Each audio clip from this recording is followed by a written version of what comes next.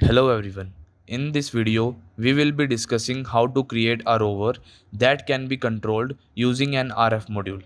This project is interesting and relevant because it allows us to explore the exciting field of robotics and learn how to build and program a functioning robot. In this project, me, Arjun Bhardwaj, I have developed a master car and my friend Aditya Dua has developed a slave car. Starting from the introduction, controlling two rovers using RF module by making a master car and slave car is a project that involves building two rovers and controlling their movements remotely using an RF module. The project requires the creation of a master car that can send commands to a slave car, enabling them to move in sync. Here is the master card. To build the master car, one needs to gather materials such as a chassis, motors, wheels, RF module, and microcontroller. The microcontroller is connected to the RF module, which allows it to send commands to the slave car. Once assembled, the master car is ready to control the movements of the slave car. Now I will be continuing with the slave car. The slave car is also built using similar materials and components as the master car. However, instead of the RF module, it has a receiver module that receives signals from the master car's RF module. The slave car's movement are controlled by the signals it received from the master car's RF module. Ending my part with benefits of building this type of robot. The benefits of building two rovers that can be controlled using an RF module are numerous. It can help to reduce manual labor and provide more efficient mobility, particularly in scenarios where it may be challenging to assess certain areas. This project also provides a great learning experience for those interested in robotics and programming.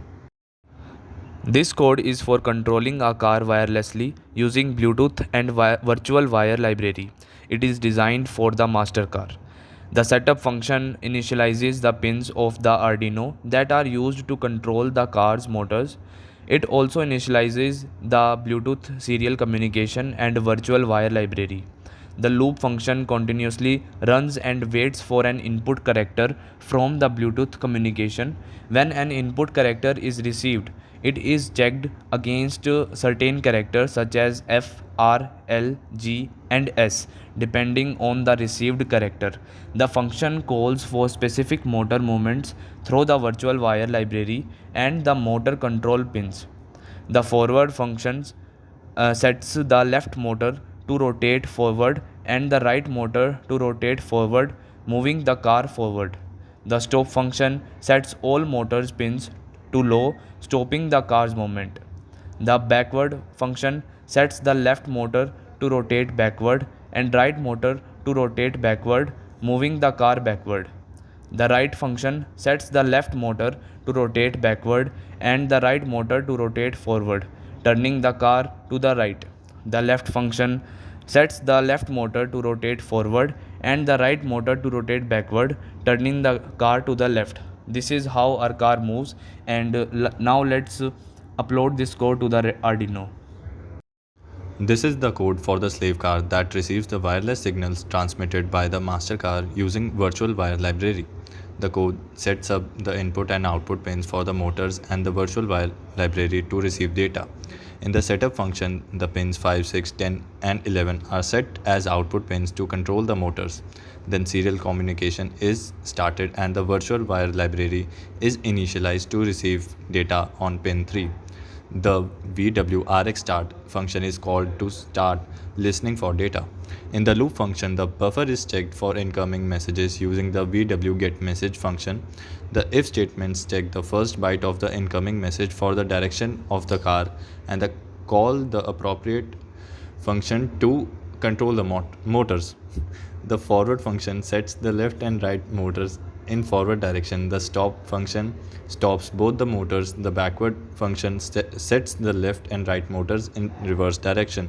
The right function makes the left motor rotate in reverse direction and the right motor in the forward direction. And the left function makes the left motor rotate in forward direction and the right motor in reverse direction. Overall, the code for the slave car works by receiving signals from the master car and controlling the motors accordingly. In the conclusion, building two rovers that can be controlled using an RF module is an exciting project that can enhance one's knowledge and skills in robotics, electronics, and programming. The master car and slave car setup provides an efficient and practical way to control two rovers remotely. Now let's have a look at our project.